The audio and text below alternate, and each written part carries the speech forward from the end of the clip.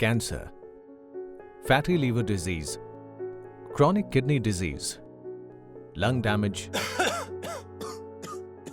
irritability, insomnia, skin diseases. It's an alarming list. But what is more alarming is that these diseases can be caused by vegetables and fruit that you eat. There are chemicals in vegetables we buy off the shelf from the market. The chemicals come from fertilizers and pesticides. These can be silent killers.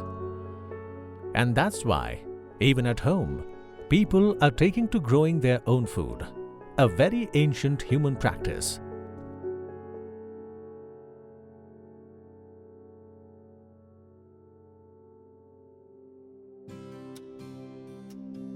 Welcome to Earshot English.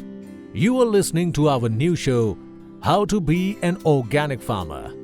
In this series, we get experts and entrepreneurs to tell us all about organic gardening.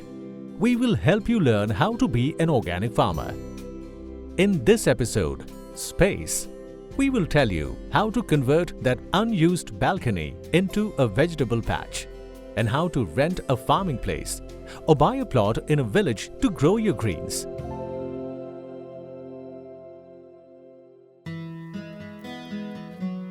Space constraints in city homes is the first hurdle to growing your own food. High rents lead to smaller houses. There is barely a balcony, forget a terrace to grow chilies or lemon. Common terraces are usually nobody's baby, and housing societies discourage residents from using these. But have you thought that these nooks and corners are places where you can harvest your next batch of beans or bok choy? Somveer Singh Anand, an engineer who left his job in the US to start a company which is now the largest provider of indoor hydroponic systems, had the same thoughts in mind. While shaping Pinfresh, let's listen to him. You in 4 square feet of space. Because you grow it indoors, there is no pests, no pesticides, no fungicides, no fungus, no gnats, no sapsuckers. You can put them in an air-conditioned room. So let's say if you're sitting in an air-conditioned room, you can put them in your office, they look beautiful, and you can then grow winter plants. So in the middle of summer, when you can't get lettuce in the market or you get really bad lettuce, you can grow your own fresh, really cool lettuce. So anyone can start growing. It is very easy to do. In a place like Gurgaon or Bangalore or Bombay, where the majority of the families live in flats, it's an ideal kind of hallway or anywhere near the kitchen, near the thing you grow your own. Somveer says that Pinfresh's units are similar to furniture one buys from stores like IKEA, which can be assembled later. And once fitted, these indoor vertical units produce green leafy veggies like kale, lettuce, coriander, and basil. The unit allow for virtual climate control. They come as a collection of 9 pre-drilled, connected by grommets which can be set up easily. Somveer says that the company has solutions for those with terrace spaces as well. Now, pure hydroponics don't work in terrace spaces. The reason why they don't work in terrace spaces is because it's too hot. In winters they do beautifully, but in summers it's too hot and you have to close it from the top. Yes.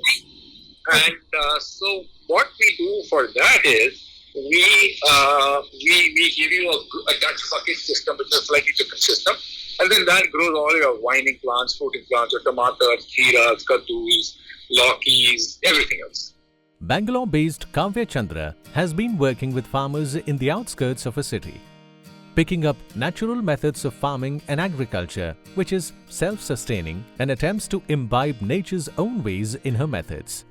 She teaches families and students about these methods in urban areas and helps learners build gardens that are self-sustaining. The mantra is that what comes out of the garden goes back into it. Kavya says that where there is will, there's a way, and her company, a green venture, teaches people how to handle low-light areas, usually an area of corners for those living in flats. We believe that you can grow in any kind of setup, even in any kind of light condition, because one of the things which we have seen many people face is less light or very little direct sunlight, because when you live in a flat, that gets cut off. That's one of the biggest things. So we show you exactly what plants to keep what are the different ones that can adapt to low light conditions, which are the ones which are fine in slightly more sunnier conditions. So we take you through different kinds of plants, right? From house plants to different herbs to easy greens to bigger vegetables and their requirements, their care and maintenance. We help people understand. And I'd also like to point out that there is also a silver lining to the space problem, says Kavya. What is important is that one must be involved in their garden and be passionate about it. We encourage people not only to grow, but to participate in their garden, because it's very easy to just have someone come in and take care of your garden from time to time. And that doesn't give you that connection. Yes. But in a smaller space, you are able to do it because it's a small space. There's only so much that you can keep. So it makes more sense for you to do it, and you directly get those, wonderful benefits from keeping plants. Whereas if you have an extremely large space, you can definitely take care, but it's also time consuming. So actually, when you're at flat, it makes sense because you're able to take out the time, you have limited plants according to the space, and you can get all the benefits. Manvita, of Hyderabad-based Home Crop, sells grow kits that use mediums like coco peat to grow. She worked with a Hyderabad-based incubator to work out different ways. And Home Crop's kits today come with a method that Manvita calls the no dirt, no mess method. Initially, when Home Crop started, we targeted large rooftop installations who had access to big rooftops. And by 2018, we've created products which are suitable for even balconies, which are small spaces. And this year, the product design is complete, and by next month, we'll be launching DIY kits where they don't need any in-person support. So far, we've been providing in-person support, especially in Hyderabad. And for those in the outstation, we were shipping the kits and providing a video call support. But now we have come up with DIY kits, which they can just simply start on their own without any in-person support. In many cities, we also have systems where people can rent farms and cultivate the vegetables on their own. In cities like Bangalore, Hyderabad, Gurgaon, etc., people can pay a monthly sum and grow their veggies. We spoke to Naresh Bhagat of Hamara Organic Farm, who says that his company rents out farm for community and self-farming. This Hamara Khet is a concept where basic concept was that we wanted to eat chemical-free vegetables. Actually, I attended a course in Nature Cure around 2 years back. Since then, I was searching chemical-free food, chemical-free vegetables, chemical-free fruits. And I found most of the farms, most of the seller of these vegetables, they have vegetables which are having a lot of chemicals in it. So I was searching for organic vegetables, and there are so many shopkeepers, they sell organic food, but I was not sure. You cannot be sure whether they're really organic or not. From the shape, from the outside shape, you cannot make out. So I started a farm, and this is a 3-biga farm in Greater Noida. And I called it Hamara Khet because I was more interested in community farming. That I should eat chemical-free food, fruits and vegetables. At the same time, other people should be able to enjoy that because a farm is big enough and around 10 people can have fruits and vegetables, organic vegetables and organic foods from this farm. So we started this farm around 2 years back. Now we have 4 members. There are 2 concepts in it. One concept is rent a farm, and second concept is community farming. In rent a farm, if someone comes and he says, okay, I'm also interested in having chemical-free, pesticide-free vegetables and fruits, he can take some area from us. Suppose if he takes 1,000 square feet area from us, we charge 3,000 rupees for that per month. In 3,000 rupees, we will give him or give her a mali who will be taking care of the farm. We will give all the seeds. Okay. We will provide farm equipment. We will provide everything. What he has to do is he has to only decide what he wants to and what he wants to grow. So, and then he can just come and plug his own vegetables from his own hands. And now he will be 100% sure that this is organic. If you buy from organic market, you're not 100% sure. There are people who are saying organic, but we don't know whether they're organic or not. Second concept is community farming. In community farming, what we do is we have divided the farm in some areas. Then at one area, we have for kakadi, one area for cucumber, one area for lady's finger, one area for eggplants, one area for sponge gourd, or we have different type of gourds like lauki, tori, and different things.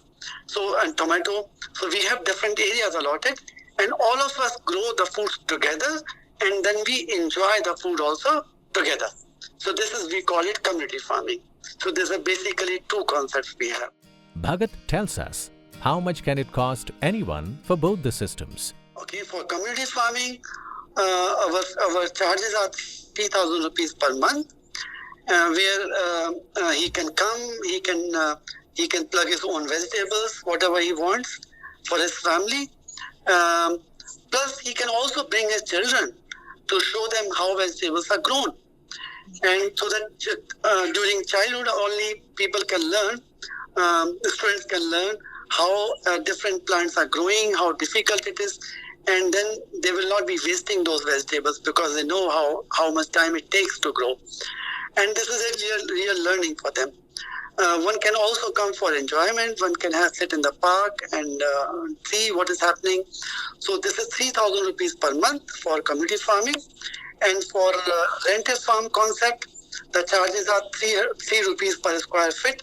For a family, 1,000 square feet is more than enough. For a family of 4 people, 1,000 square feet is enough.